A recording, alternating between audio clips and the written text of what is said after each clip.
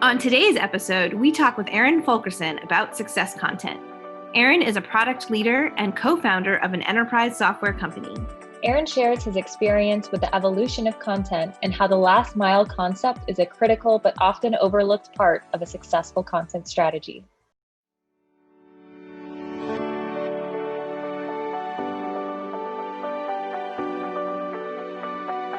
This is the Meaningful Content Mixer. We are your co-hosts. I'm Sarah. And I'm Bonnie. This podcast is for content creators seeking inspiration across disciplines to create more meaningful content. From pre-sales to post-sales, we want to learn from each other because we are experienced enough to know how much we don't know yet. Let's get started. All right. Okay, so we're really excited to have Aaron Fulkerson join us today on the podcast. Aaron, you have a ton of experience in the content industry. Can you share a little bit of your background with us? Sure. And thanks so much for having me. It's a pleasure seeing both of you again, former Mind Touchers. You guys, as far as I'm concerned, from all of my experience in this space, you two are absolutely the very best at what you do. So it's a real pleasure to speak with you on this topic.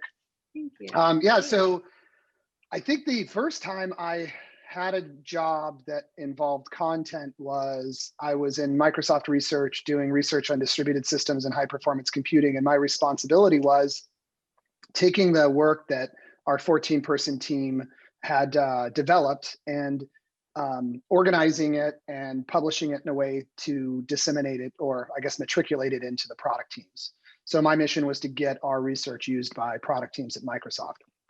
And as I was doing that, I realized that there was not really a useful mechanism. Like I couldn't expect people to like open up Word documents and PDF files and read stuff that was pretty dense research around distributed system stuff. So I believe I was told, I believe this is true, launched the first wiki at Microsoft.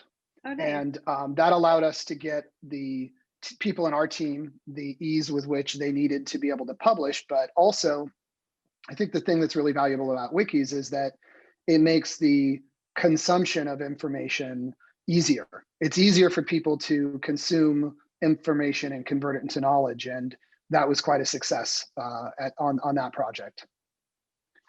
So that was the beginning of my career related to something that's, loosely could be defined as technical communication or content. Mm-hmm. And then that sparked off a whole interest around, who does this the best, and what are different technologies that could be employed to accelerate a person's understanding of a concept. Like there is a lot of people doing knowledge management and technical communication, but the technology is focused on search and retrieval. And the last mile was really around the customer, right? The consumer of the content, and how do they process information, converting it into knowledge that's actionable. And that was the part that was the most interesting to me. So that's what really prompted me to get excited about doing an open source project. So I left Microsoft, I did an open source project that was, I guess loosely defined as an enterprise wiki, but the idea was to solve the last mile. How do we get people to accelerate their understanding of a concept by delivering them the information in a way that's really effective for them to process the information? And that project became very popular. Within a year of launching it, it was the fourth most popular open source project on the planet, doing thousands of downloads, and ended up being adopted by like pretty much like Mozilla Developer Network to Intuit to PayPal to just thousands of companies, hundreds of millions of users.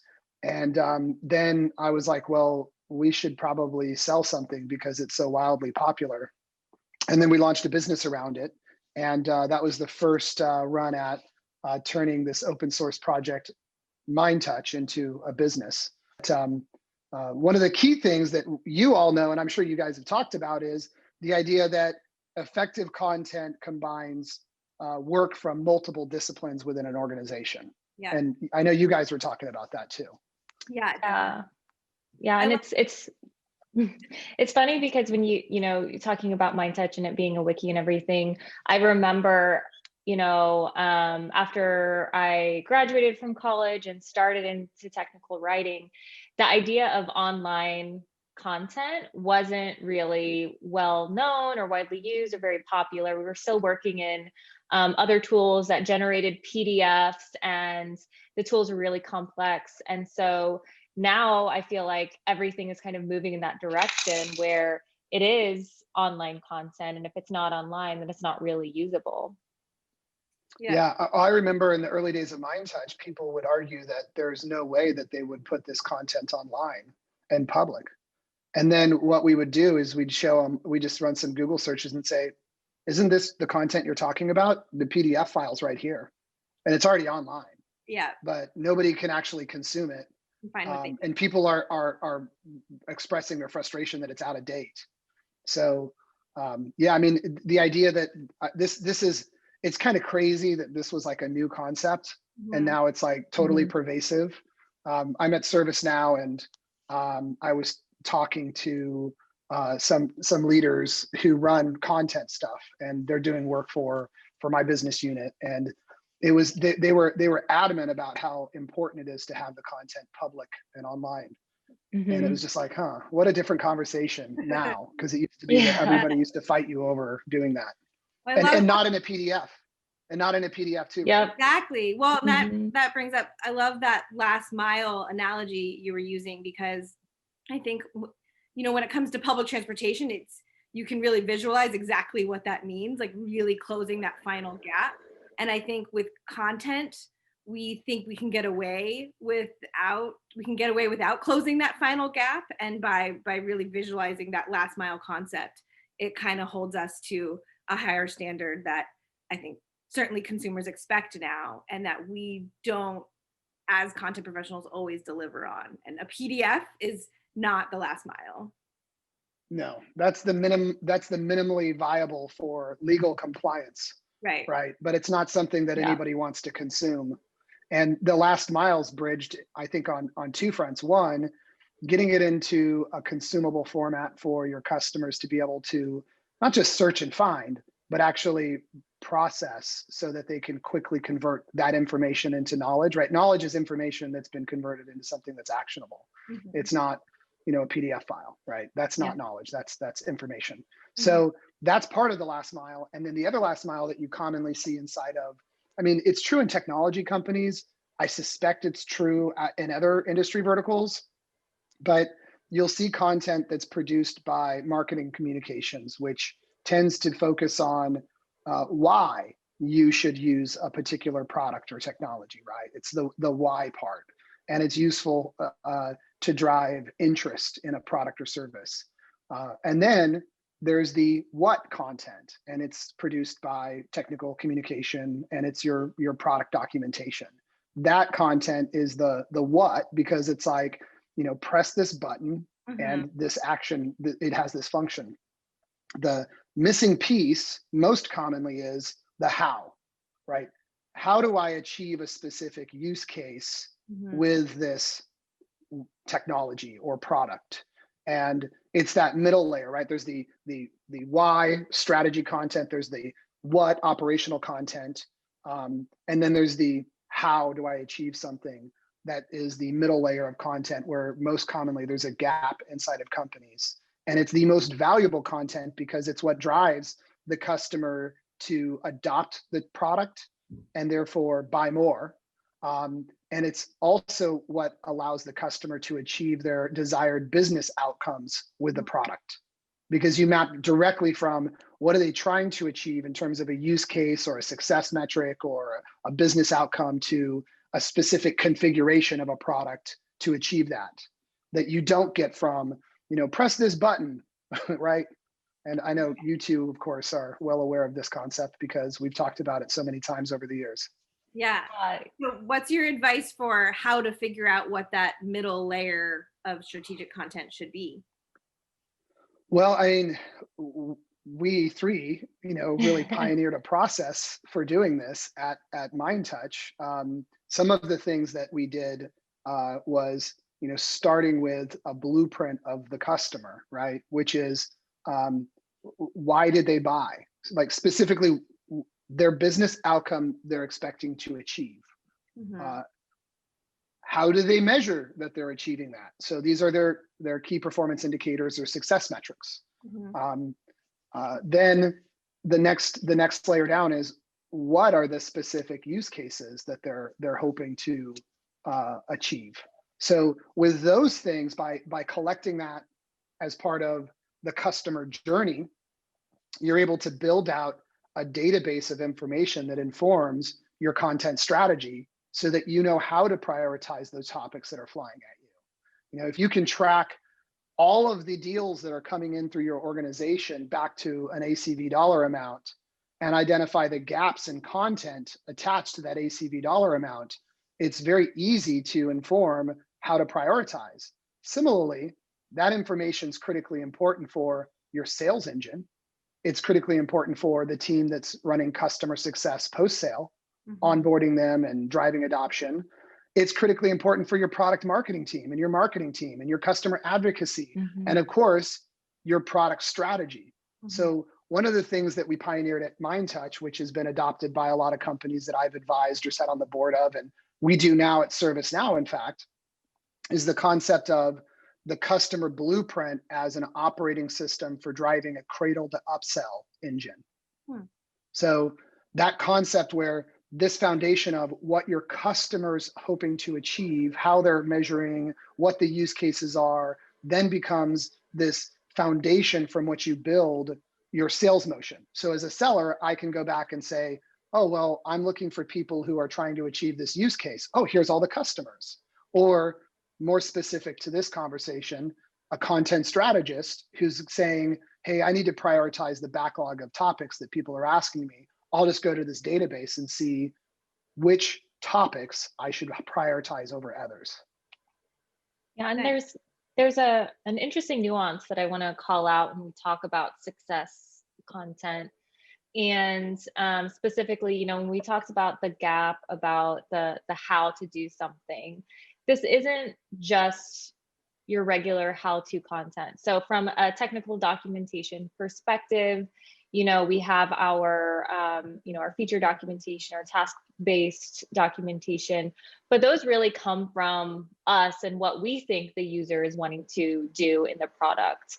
And the difference here is that with success content, we're really looking at the specific use cases that people actually are having and the outcomes that they're actually trying to achieve, and providing content that maps to that.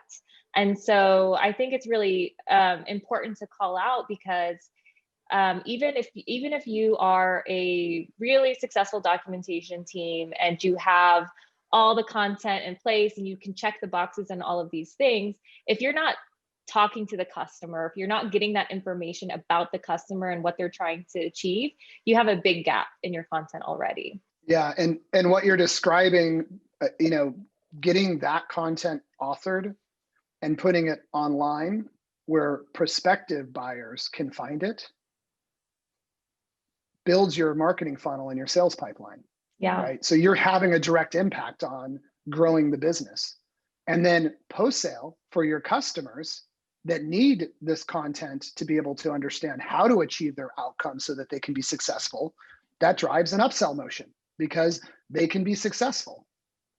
And then, of course, all of the data that flies off of this approach informs everything from, hey, look, Mr. Ari, who runs customer advocacy, for example, look, here's a blueprint for the customer. Here's what they were trying to achieve. Here's their success metrics. Here's their use cases. And whomever's your customer advocate can go query that database and understand, oh, I want to talk to these 5 customers because I'm doing a push around this particular use case or outcome. So it creates this virtuous cycle that just accelerates the whole business. And content, number one, customers at the center of it, right? Yep. The customers at the very core of it. It's totally customer centric. The next ring of that is the content that makes the customer successful. Mm-hmm. Mm-hmm. Right. That knowledge that they need to be empowered to level up for themselves. Yeah, I love the way you talked about that too, of putting the customer at the center. I think too often SEO sort of becomes that driving force of the topics and the gaps to fill. And certainly SEO and keyword analysis is important to connect to prospects that might be out there. But if you're weighing that more heavily than what your actual customers need or how your actual customers are achieving their own KPIs, then you kind of get a distorted view of what's going to get the most ROI for your customers and your business.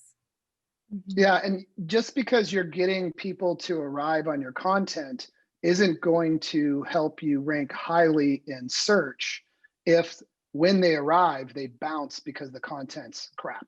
Right. Yeah. So Or the SEO, go ahead. Or a year later they churn because they didn't get what they actually needed from you. Yeah, I mean, I see SEO as important, Absolutely. but you do that after you've designed the content. Then you go back and you do your keyword analysis and you stuff your quality content with the appropriate keywords to make sure that it achieves for that. But by the way, this is something I think you all have talked about before. I know that we have. The idea that there's 3 critical types of content to make your customer successful. There's the product documentation that we discussed. There's the that how content that is best practice training content that sometimes is stored in a learning management system. And then there's the knowledge-based content that's the break fix. Yeah, the troubleshooting. It's the stuff that flies off of the customer support channel, right? Yeah. Blending those three together is really critically important. And that's what delivers the best possible experience for the customer. But one of the things that we were talking about prior to starting here, and I know is a topic that's rather hot according to y'all, is the idea that each person's in their own little silo. And what are you guys seeing with that? Like I thought that was something that was already understood, that everybody needs to be working in orchestration. Yeah, I think people think that they're more orchestrated than they are, or they're not going that last mile because they, for the sake of getting things done, you of course have to divide and conquer. But the way that folks are internally dividing and conquering, they're letting those seams kind of dictate the customer experience, and that's where I think as an industry, we're all still behind, or the customer experience is behind where it should be. That you go to a website and you can literally find the documentation team and the knowledge-based support troubleshooting team and the Marcom team, because they might even have main navigation menu items named accordingly. Yeah. And what I think needs to happen more is absolutely that has to happen behind the scenes, but from the customer experience, wherever they are on your website, they need to be able to find any or all of that information. And they don't need it to be labeled or divided in those silos. They need all of the documentation and the knowledge-based content and the troubleshooting content and the success content all right where they are. And they shouldn't have to learn which system or which part of your website to go to find a different type of content. And it's a very common concept that you have a partner success center, a sales success center, a customer success center. And it is the concept that we pioneered, which combines content from those different disciplines in a single location. Yeah. And are you guys seeing that too? Is that like mainstream now, the success center? I'm seeing it more and more, but not as often as I should. I think that we should. Or you see it, but then you still have a separate LMS and a separate documentation site and these other silos. It's not comprehensive. Yeah. And I will say that when it doesn't have it, it's very, very obvious. It's like it adds so much context to the tool when you have it in framed up in a success way. So just as an example, I was doing research on a product and I could not figure out what you were supposed to do with this particular functionality. In the documentation, it had all the details about, what it is and how to set it up. But then it was like, well, what are you supposed to do with it? Like, what is this for? Why? Like, in what context? And so it's very obvious when the success content is missing. Yeah, I'm just thinking of some documentation I've seen before where it's like, this feature is for this feature. It's like, what? Yeah. It's like, you just You said the name of the feature, and it is for that. Like you said the name again.